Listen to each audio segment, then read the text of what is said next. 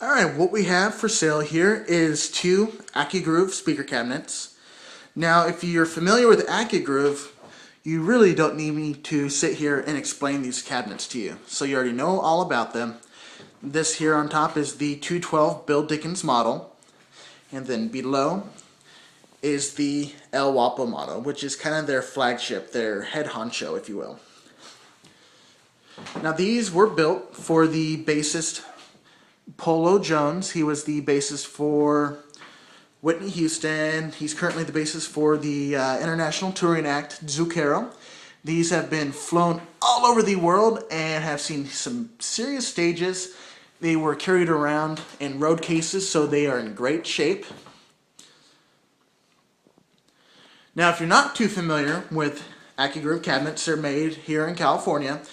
Made as in past tense. Mark, the guy who was running the show, had some health problems and has been able to maintain building these cabinets. So these are for sure a collector's item, but definitely not a sit at home and collect. These are some serious cabinets. Thinking about Accugroove cabinets, they are designed to be zero colorization to your sound. So what your amp is putting out is the sound that you get. The way that it does it is pretty much acts like a studio monitor in the way that it's three ways. So you have your, say in this case, a 12-inch woofer, and then you have mid-range.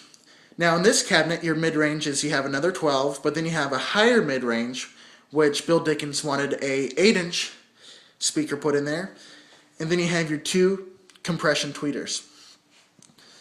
Now on the Bill Dickens model, it's a preset where you do not have adjustments for the tweeter or the mid-range. But on the Whappo, the bottom, where you have the 15-inch woofer, and then it crosses over to where you have a 12-inch mid, and then you have a 6-inch mid, and then the two compression tweeters. Whereas if you flip the back, we do that. You have variable high frequency and mid frequency controls. Those are. With this guy, you have the option for Nutrix speak-on connectors or 1/4 inch. And on the Bill Dickens, you just have the Nutrix connections. Each cabinet is 4 ohms.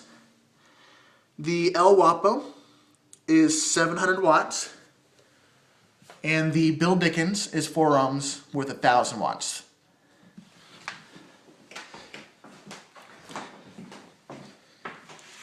Now, one thing that I noticed with these cabs while using them is when I was using your standard off-the-shelf speaker cabinets, you make a small change on your EQ. You really don't notice it till you really make a drastic change.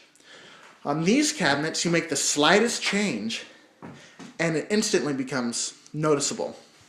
The way that it does it is, say if you're changing mid-frequencies, you have a speaker designed just for those mid-frequencies, because each speaker is doing less work, which means those changes are going to be much more apparent.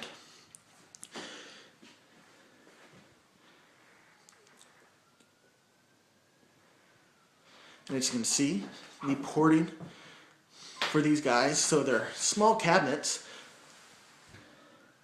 but they push a lot of low end. Now, when these cabinets were built, Polo Jones insisted upon using ceramic magnets in these cabinets because the main off-the-shelf Accugrooves were mainly the neodymium magnets, which are lightweight. However, these are ceramic and are quite a bit heavier.